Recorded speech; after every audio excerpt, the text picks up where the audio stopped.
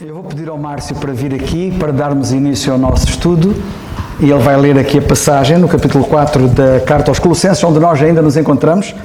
Vamos ler mais uma vez este capítulo 4, e já agora, antes de ler, só gostava de dizer que há muitas vantagens em se estudar a Bíblia como nós estamos a estudar. Houve alguém que caracterizou a forma de abordagem dos estudos bíblicos com vários termos diferentes e tratando-se de estudos diferentes ou formas de estudar diferentes. Há algum tipo de estudo bíblico que é chamado de estudo bíblico chamado telescópico, a ver? E depois há o microscópico. E há outros que agora não vou falar neles. Mas quero só chamar a vossa atenção, porque a Bíblia pode ser estudada telescopicamente, e é assim uma visão à distância e mais rápida, mas pode ser estudada microscopicamente. Nós estamos a estudar a Bíblia microscopicamente, é o termo, porque vamos ali com cuidado. Tem vantagens, tem desvantagens. Eu sei das desvantagens, mas eu acho que as vantagens são muito superiores. Porque assim é como se estuda a Bíblia a sério. Para quem gosta de estudar a Palavra de Deus, para quem quer conhecer a Palavra de Deus, para quem quer, de facto, e mesmo assim não estamos a ir ao máximo, mas já é muito bom. E eu estou a dizer isto porque quando eu me converti, eu comecei logo a ir aos estudos bíblicos e particularmente a vários estudos bíblicos, mas houve um particularmente que me marcou, que era todas as segundas-feiras na igreja em Ovar, lá no norte.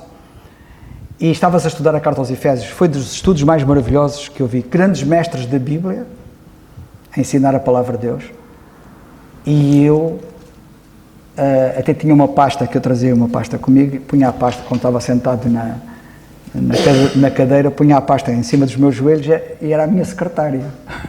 A pasta era a minha secretária, porque eu apontava tudo aquilo que eu via, não é? Apontava tudo, tirava notas de tudo. Foi um estudo que eu nunca mais me esqueço. E eles estudavam a Bíblia também assim, microscopicamente.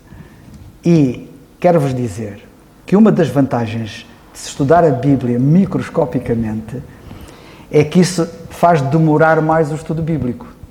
E ao fazer demorar mais o estudo bíblico, as passagens têm que ser lidas mais vezes. Quantas vezes é que a gente já leu o capítulo 4? Quantas vezes é que a gente leu o capítulo 3? Quantas vezes, da Carta aos Colossenses? Assim foi em Efésios. Eu já sabia a Carta aos Efésios quase de cor. Tantas vezes era lida e é o que vai acontecer agora. Esta é uma das vantagens. E logo aqui começa a nossa oração para que o Senhor abençoe todos vocês que nos acompanham também pela internet, desde o Vietnã até São Paulo, no Brasil, passando por Angola, e por Moçambique, Inglaterra, França, Alemanha, enfim, muitos lugares. E Suíça, não posso esquecer da Maria do Céu. Se eu não falo na Suíça, onde está a Maria do Céu, ela ainda há bocado desejou um bom estudo bíblico para nós aqui, e ela está à espera que o estudo bíblico vá para o ar. E, portanto, eu espero que o Paulo ponha isto rapidamente no ar, porque ela está à espera, e lá é uma hora mais tarde, ela fica à espera que o estudo vá para o ar para depois o ouvir. Força aí. Márcio, podes ler, se faz favor. Com licença.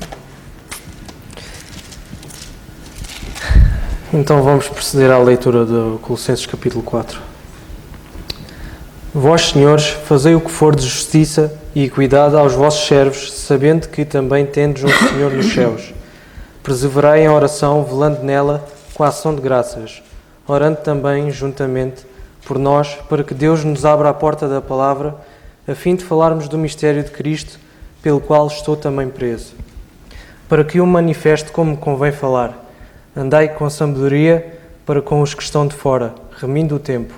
A vossa palavra seja sempre agradável, temperada com sal, para que saibais como vos convém responder a cada um. Tíquico, irmão amado e fiel ministro, e conservo no Senhor, vos fará saber o meu estado, o qual vos enviei para o mesmo fim, para que saiba do vosso estado e console os vossos corações, juntamente com Onésimo, amado e fiel irmão, que é dos vossos. Eles vos farão saber tudo o que por aqui se passa. Aristarco, que está preso comigo, vos saúda. E Marcos, o sobrinho de Barnabé, acerca do qual já recebeste mandamentos, se ele for ter convosco, recebei-o. E Jesus, chamado justo, os quais são da circuncisão, são estes unicamente os meus cooperadores no reino de Deus, e para mim têm sido consolação. Saúda-vos Epáfras, que é dos vossos, servo de Cristo, combatendo sempre por vós em orações, para que vos conserveis firmes, perfeitos e consumados em toda a vontade de Deus. Pois eu lhe dou testemunho de que tenho grande zelo por vós, e pelos que estão em Laodiceia, e pelos que estão em Hierápolis. Saúda-vos Lucas, um médico amado, e Demas. Saudai aos irmãos que estão em Laodiceia, e a Ninfa, e à igreja que está em sua casa. E quando esta epístola tiver sido lida entre vós, fazei que também seja na igreja dos Laodicenses. E a que veio de Laodiceia, lede a vós também. E dizei a Arquipo, atenta para o ministério que recebeste no Senhor, para que o cumpras. Saudação de meu punho, Paulo, lembrai-vos das minhas prisões, a graça seja convosco. Amém. Antes do Márcio se ir sentar ali, e eu vou-te pedir para tu leres outra vez o versículo 12, para leres, nós estamos no versículo 12 ainda, e se Deus quiser o nosso irmão Alberto daqui a nada vai falar sobre o versículo 12, e eu também tenho pensamentos sobre o versículo 12, mas lendo o versículo 12, o que é que tu destacarias, assim de repente, lendo o versículo 12 agora outra vez, quando fores ler, o que é que tu destacarias? Qual a palavra que tu destacarias ou expressão? Saúda-vos Epáfras, que é dos vossos, servo de Cristo, combatendo sempre por vós em orações, para que vos conserveis firmes, perfeitos e consumados em toda a vontade de Deus. O que eu destacava aqui, talvez assim, de repente, é combatendo sempre por vós em orações. Eu acho que uma das formas, muitas das vezes ficamos sem saber como poder ajudar alguém ou poder interceder por alguém, e acho que o momento mais prático e mais acessível que nós temos assim logo à partida é a oração.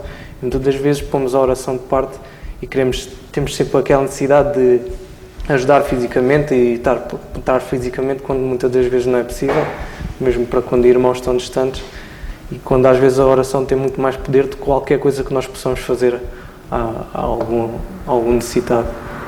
E muitas das vezes nós não oramos. Graças a Deus. É muito importante o que tu acabaste de dizer. E eu até diria o seguinte, como penso que sabes, e sabes de certeza, todos nós somos carentes.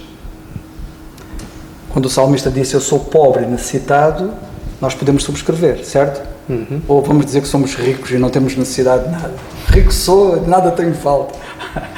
Que a gente não possa dizer isso. Somos pobres e necessitados, todos nós sem exceção. E portanto todos nós precisamos de quem combata por nós em oração. Os irmãos que nos acompanham também pela internet, eles também têm necessidades. Também são pobres, precisam de ser enriquecidos e precisam de ser fortalecidos e precisam de ter as suas necessidades fundamentalmente espirituais satisfeitas. Queres combater por eles agora em oração, no instante? Sim. Força. Nosso querido e amado Pai, vamos agora à Tua presença, Pai, pedir-te para com aqueles que nos ouvem hoje, nesta reunião, neste estudo bíblico, Pai, de facto, Tu sabes melhor que ninguém as dificuldades que possam cada um estar a passar, Tu sabes o que vai nos seus corações, mas que de facto eles possam agarrar à Tua palavra e o amor que Tu tens por cada um de nós, Pai, que se alguém está a passar alguma dificuldade em que se sinta só, que se chega a Ti, só o relacionamento diário contigo e com a Tua palavra é que nos pode ajudar a manter firmes e fortes e consolados, Pai. Que de facto, se alguém está a passar alguma dificuldade também e tiveres forma de entrar em contacto com algum irmão, que também não se sinta constrangido de qualquer forma, mas peça ajuda, Pai. E que de facto possam receber agora os ensinamentos que vamos ter aqui de coração aberto e que possam absorver o máximo de conhecimento possível acerca da Tua palavra e daquilo que nos vais transmitir através dos Teus servos. Tudo isto pedimos e agradecemos em nome do Senhor Jesus Cristo. Amém. Amém. Senhor, também queremos levar para Ti o Márcio, damos-te graças por este jovem e pelos jovens aqui da igreja e que Tu continues a trabalhar neles e através deles e que o Teu nome seja glorificado. Que eles cumpram o seu ministério, como também foi o Teu desejo a respeito de Timóteo. Te pedimos isto, no nome do Senhor Jesus Cristo. Amém. Ok? Quer dizer mais alguma coisa? Não, acho que está tudo dito. Pronto. Muito obrigado. Então vamos ouvir agora o nosso irmão Alberto, já de seguida. Graças a Deus por sua palavra. Louvo ao Senhor por cada irmão que suporta o meu sotaque e ainda os meus pequenos pensamentos. Colossenses 4, nosso estudo agora no verso 12. Saúda-vos Epáfras, que é dos vossos, servo de Cristo, combatendo sempre por vós em orações, para que vos conserveis firmes, perfeitos e consumados em toda a vontade de Deus. Um servo de Cristo. Talvez você seja daquele que diga: bom, eu sirvo do meu jeito, do meu modo. Eu tenho a minha maneira de enxergar as coisas e entender a Bíblia. Mas um servo de Cristo, ele não vai agir assim. Há uma frase muito popular e conhecida de que uma andorinha sozinha não vai fazer verão. Ou seja, uma pessoa sozinha não vai conseguir influenciar de modo a definir uma situação, a mudar um contexto. Um por todos e todos por um, diria o dramaturgo Alexandre Dumas. E é importante nós observarmos como Paulo trabalha, como a Bíblia nos mostra, como devemos atuar para servir a Deus. Paulo ele faz menção nesse trecho da palavra de Deus de pelo menos 6 cooperadores que estão presos com Paulo em Roma e que mandam saudações. Timóteo, Epáfras, Marcos, Aristarco, Demas, Lucas. E junto com esta carta aos Colossenses, na cidade de Colossos, vai anexo uma carta a Filémon. E no verso 1, no verso 23 e 24, destaca-se novamente este grupo que está fazendo parte da equipa do apóstolo Paulo. É interessante a gente observar quantas vezes na palavra de Deus, principalmente no Novo Testamento, nós vamos encontrar grupos semelhantes de 6, de 7, talvez de 8, fazendo parte, irmãos, cooperando, colaborando, trabalhando juntos. João, no Evangelho de João, capítulo 21, no verso 2, 6 irmãos acompanham Pedro na pescaria. Em Atos, capítulo 6, é nomeado 7 irmãos para servir, são escolhidos para administrar a diaconia, trabalhar na igreja. Atos 10, principalmente Atos 11, verso 12, aquela comitiva que foi com Pedro à casa de Cornélio. Exatamente, eram 6 irmãos, mais Pedro, totalizando 7. Veja então, Atos 20, no verso 4, quase 8 irmãos estão acompanhando Paulo até Troade e vão esperar para acompanhá-lo em sua viagem. Como é importante estar trabalhando em equipe. E mais do que isso, tendo esta comunhão uns com os outros, fortalecendo. Não é porque você tenha um dom proeminente, uma qualidade, uma habilidade e um chamado específico para realizar um trabalho que você prefere trabalhar sozinho ou ir sozinho. Na verdade, em Atos dos Apóstolos, nós vamos encontrar que a igreja de Antioquia apoiava o ministério de Paulo e dos irmãos. E Paulo sempre se reportava a esta igreja. Como é importante que o servo de Deus tenha esse compromisso com a igreja local, sentindo confiança, respeito, consideração pela igreja também. E a igreja, assim, recomendando este irmão para um trabalho, ou mesmo dentro das suas instalações. Todo serviço cristão, seja ele qual for, o crente, o servo de Cristo, ele tem que estar comprometido com a igreja local. E mais ainda, todo servo deve servir de modo que a igreja se envolva também no seu ministério, no seu trabalho. Este irmão, este servo de Cristo, ele precisa estar em plena comunhão com a igreja e receber o apoio da igreja. Só assim a igreja vai se envolver no trabalho deste irmão, apoiando em orações, assim como essa equipa do apóstolo Paulo fazia, todos orando pela igreja, a igreja orando por estes. Assim funciona. Sentir o benefício da oração e, mais ainda, o interesse da igreja pelo resultado do seu trabalho. Vamos destacar brevemente algumas pessoas que oraram intensamente e que estão registradas nas Escrituras. Nós podemos começar com Jó. Jó orou pelos seus amigos, muito amigos. Jó 42, verso 10. Moisés orou por Arão, seu irmão.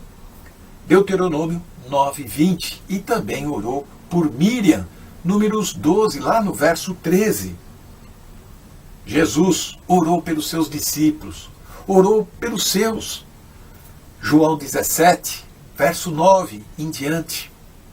A igreja de Jerusalém estava reunida em oração, pois Pedro estava preso. E todos orando e intercedendo. Como é importante este momento. De fato, um servo de Deus orando. Imaginamos que o serviço, o trabalho, pode ser feito de tantas maneiras, mas ele começa com a oração. Paulo orava pelos cristãos, pela igreja. Vemos isso em Romanos 1, 9 e 10, Efésios 1, 16 até 19, nesta carta mesmo em Colossenses. E aqui, Epáfras. Este sim ora com mais intensidade para os seus. E não só por Colossos, nós vamos ver nos versos seguintes que ele está orando por Herápolis, Laodiceia.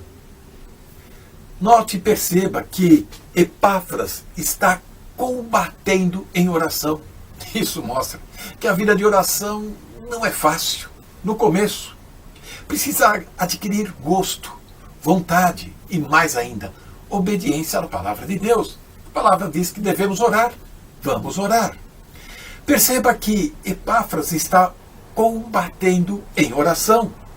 Este combater, no original, é a mesma palavra que aparece em Lucas 22, verso 44, quando o Senhor Jesus está orando no Getsemane. E ele está colocando lá, posto em agonia, orava mais intensamente. É assim que se ora com paixão, com amor, com devoção, com agonia, com intensidade, se envolvendo, se comprometendo. Deus vai abençoar. Assim como Epáfras fazia parte de um grupo de irmãos que orava e intercedia, assim também o nosso coração deve estar na obra de Deus, servindo com disposição. Que o Senhor nos abençoe. Amém. Prosseguindo o nosso estudo, eu vou dar uns breves pensamentos e depois, se houver um irmão que queira dar também pensamentos, naturalmente, como é nosso hábito, sentir-se-á livre para tal. Em Colossenses 4:12, onde nós ainda nos encontramos, e cá estamos nós a fazer o estudo do microscópico, lemos assim: Saúda-vos, Epáfras, que é dos vossos, servo de Cristo, combatendo sempre por vós em orações, para que vos conserveis firmes, perfeitos e consumados em toda a vontade de Deus. Eu quero que vocês meditem um pouco na palavra é. E vocês dizem, na palavra é o que está lá. Saúda-vos, Epáfras, que é dos vossos. Lemos que Epáfras é. Não lemos que Epáfras foi. Muitos vivem no passado e do passado. Epáfras não. Epáfras Era um crente do presente contínuo. Também não lemos que Epáfras será. Muitos crentes parece que vão ser, mas nunca são. São os criadores de expectativas. E eu conheço muitos assim. Criam muitas expectativas e nós estamos sempre à espera que a coisa aconteça. Nunca acontece. São crentes criadores de expectativas, não são crentes criadores de realidades. Epáfras não foi um crente, era um crente do passado. Há muita gente que vive no passado e vive do passado. Só fala das coisas antigas, do que aconteceu. No presente não acontece nada. Parece que morreram. E como eu disse, Epáfras não foi um crente, era do passado. Ou tinha sido. Epáfras tinha sido. Não. Também não era um crente, seria. E um crente seria um crente condicional. É um crente que, se tivesse decidido, se tivesse deixado, se tivesse avançado, tanta coisa boa tinha acontecido. Mas nenhuma das condições se realizou. E nada aconteceu. E nada acontece. São os crentes se. Alguns, infelizmente, foram, mas já não são. A igreja está cheia de casos destes. A Bíblia fala, por exemplo, de Demas. Me abandonou, amando o presente século. Ele tinha sido. E agora? Alguns, infelizmente, como eu disse, foram, mas já não são. Outros seriam, mas não são. E continuam a não ser. Ou serão. Mas no caso do serão, são os crentes que eu podia dizer que são os crentes permanentemente adiados. São os crentes permanentemente adiados. Serão? Pergunto. Nunca foram? Não são? Serão? Olhem que não há duas sem três. E o grau de probabilidade de nunca virem a ser é de facto muito grande. Mas ainda vão a tempo, se despertarem da sonolência em que se encontram. São os crentes que têm potencial. Aliás, eu quero que vocês saibam que todos nós temos potencial. Quando eu digo que são crentes que têm potencial, não estou a dizer que eles têm e outros não têm. Todos os crentes têm potencial. Todos, sem exceção. Todos nós temos muito potencial. E infelizmente, às vezes, nem nos apercebemos do potencial que temos. São crentes com potencial, mas não rendem. Têm potencial, mas não são rentáveis. Para usar a linguagem da parábola que o Senhor Jesus Cristo contou um dia, ele ensinou o seguinte, lemos na Bíblia: o que receberam um talento foi e cavou na terra e escondeu o dinheiro do seu Senhor. São estes. Os que nunca foram, que não são e que nunca serão. Receberam potencial, mas não fizeram render o seu talento. E esconderam na terra. E disse, no fim, este indivíduo, no fim, quando o seu Senhor veio fazer contas, disse: Senhor, eu conhecia-te, que és um homem duro. Deixar-me dizer aqui uma coisa muito importante. Nós temos que estar bem lúcidos para esta realidade. Na realidade, a razão de muitos crentes, todos têm potencial, como eu disse, eles também, a razão de muitos crentes com potencial não serem rentáveis e não serem realizadores, não realizarem, é porque têm pouca conta e têm má conta ao Senhor. Para eles o Senhor é um duro. Será? Será que o Senhor é esta a imagem que Ele tentou passar? Vocês podem olhar para o Senhor e vê-lo nesta imagem, mas é a imagem que eles transmitem.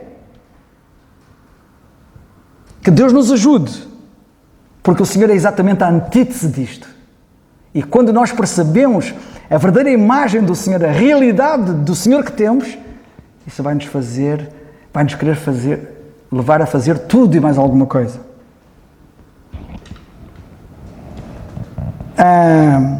Respondendo, porém, o seu Senhor disse-lhe: mau e negligente servo.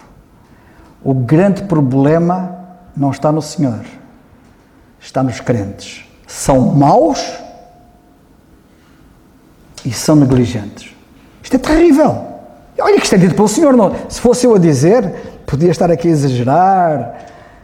Nós às vezes exageramos um bocado das coisas, ou para um lado ou para o outro, mas não, isto é o Senhor.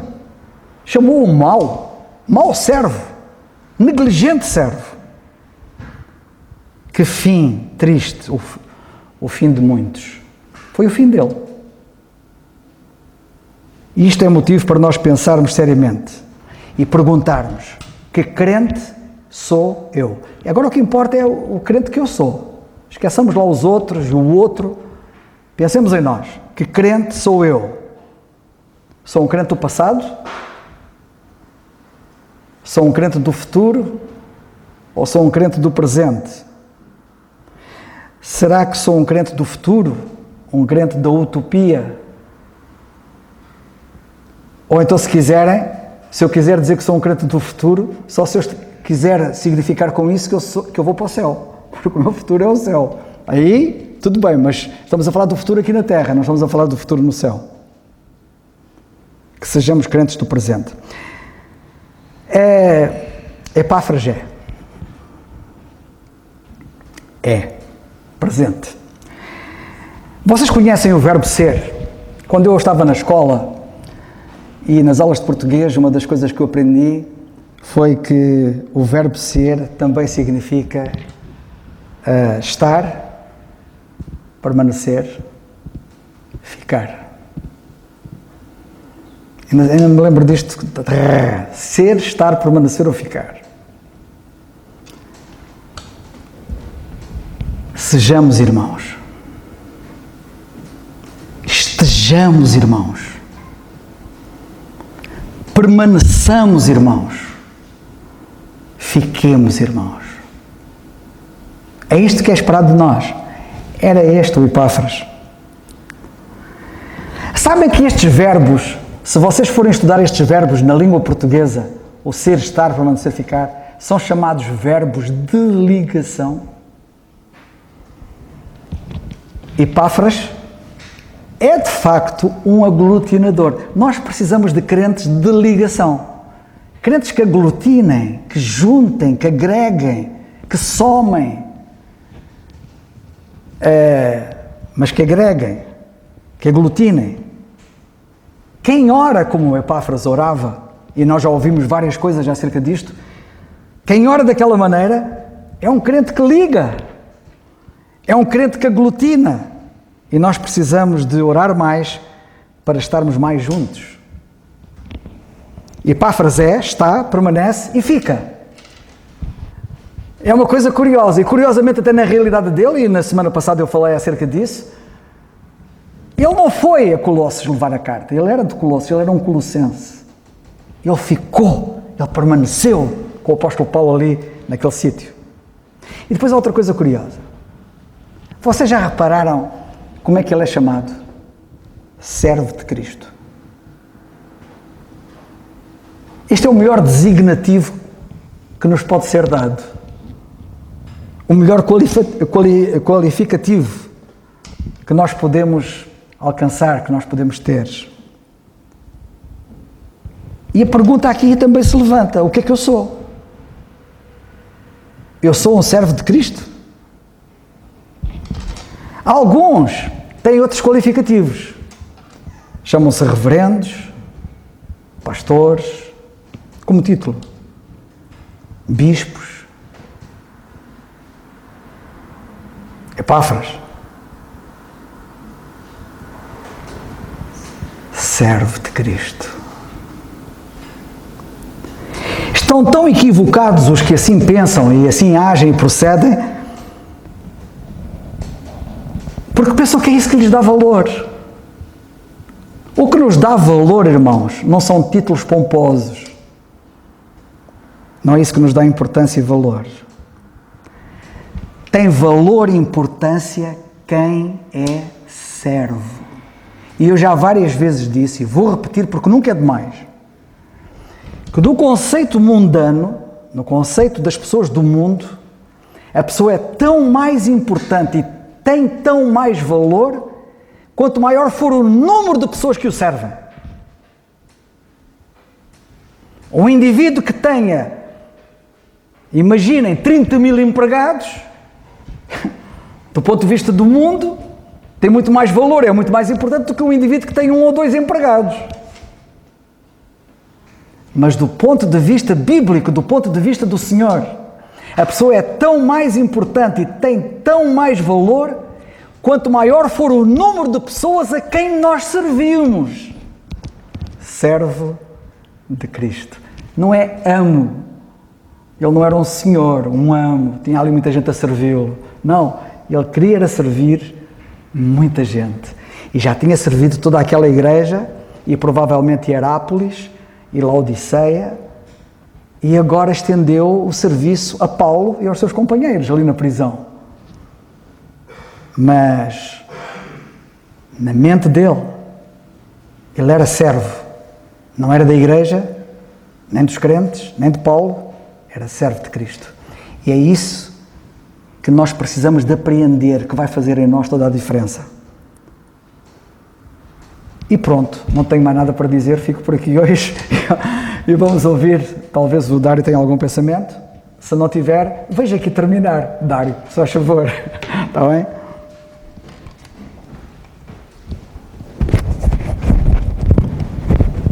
O nosso Dário vai terminar o estudo, no mínimo com oração, mas se quiseres rematar só alguma coisa, estás à vontade.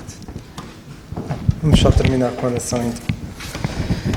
Nosso Deus e amado Pai, te agradecemos por mais esta noite e o que ouvimos também do teu servo Epáfras, e ajuda-nos de facto a nós sermos servos constantemente e aprendermos e percebermos que quando aparentemente as coisas estão mal, não é as coisas, mas somos nós, porque nós somos maus em todo o tempo. Por isso ajuda-nos de facto a termos consciência de nós, do nosso pecado, daquilo que somos perante Ti, da redenção que nos deste através do Senhor Jesus Cristo e a oportunidade de facto de nós servirmos-te. E ajuda-nos de facto que seja a Tua alegria sempre a nossa força, e ajuda-nos através destes estudos que temos tido a aprendermos e que de facto temos de ser constantemente, de ser servos, estarmos perto de Ti constantemente, sabendo que não interessa o que passou, nem que tenhamos expectativas do que podemos vir a ser, ou dependermos da nossa vida do que poderíamos vir a ser, mas ajuda-nos de facto a nós sermos constantemente tudo isso. Ajuda-nos a crescer cada vez mais, a estarmos firmes em Ti e na Tua Palavra, e que possas abençoar também os Teus servos em tudo isto. Te agradecemos também pelo que tens feito até aqui, guarda-nos no resto desta semana, desta noite, e ajuda-nos de facto a conseguirmos e a aplicarmos o que ouvimos hoje. Que possas continuar a abençoar-nos, e tudo isto te agradecemos e rogamos em nome do Senhor Jesus Cristo. Amém. E assim a reunião está terminada.